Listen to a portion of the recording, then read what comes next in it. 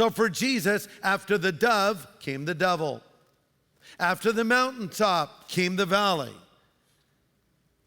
You look at Elijah up there in Mount Carmel. He prays and fire comes down from heaven. And after that came a threat in his life. And that is really typical. After times of great blessing, there will be times of attack, times of difficulty, times of temptation. Don't be surprised by those things. In fact, anticipate them and expect them.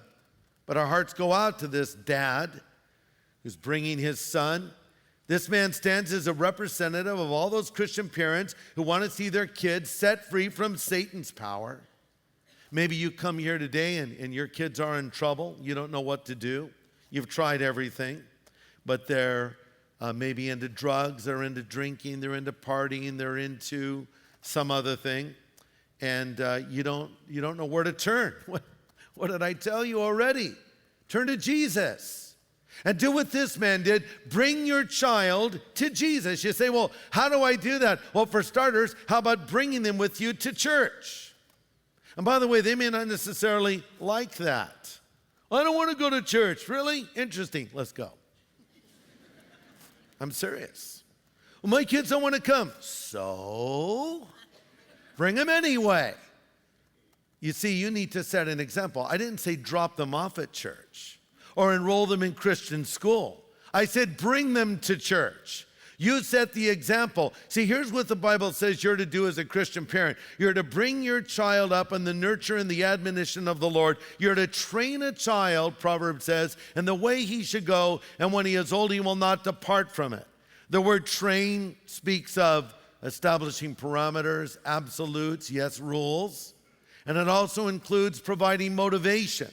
So you give them absolutes. There are rules that you abide by in your home, but at the same time, you want to provide motivation.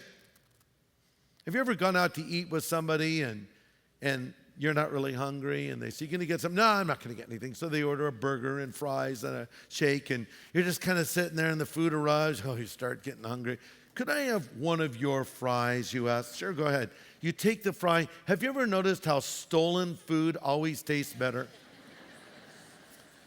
You know, when my wife is making food in the kitchen, I love to eat it. I have these in little, partitions, just the right amount. Really? Look, Kaylee's coming. There's something about eating it before it's right. The time is right. I enjoy it more. Yeah, I don't do much else. What do you want? So here's the thing.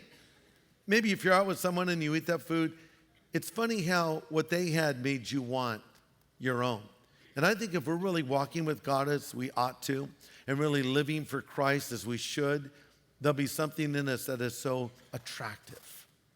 Something in us that is so magnetic. Something in us that will cause others to want what we have. I think it's great when you see a table full of Christians laughing, enjoying life. Someone says, what are you drinking? Coffee? I don't know, water? Yeah, we don't need that other stuff to have a good time. They see the joy of the Lord in us. And so we have this man bringing his child to Jesus. He's tried everything. He doesn't know what else to do. He's desperate. Are you desperate? Let me ask you this. When's the last time you prayed for your child or your grandchild? You need to keep praying for them. Yes, correct them, discipline them, but pray for them. Because they may escape your presence, but they can never escape your prayers. This man had reached a point of desperation. And maybe you've been praying for someone and they've gotten worse. Well, this is not working. I prayed and it got worse. Actually, that may be good news.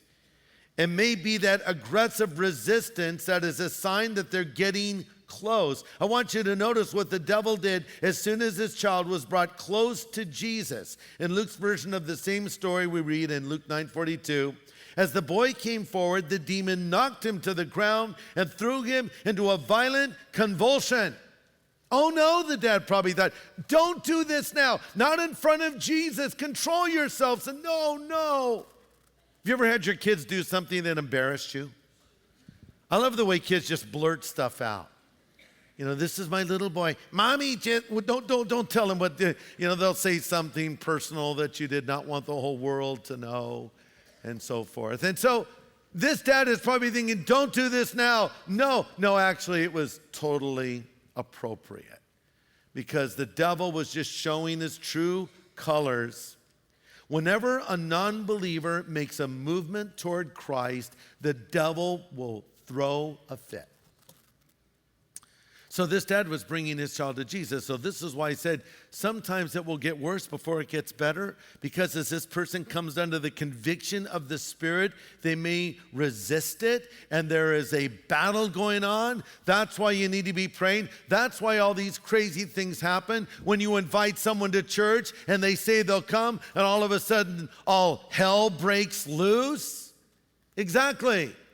The devil opposes it. Remember in the parable of the sower, Jesus talked about the seed that was sown on the wayside.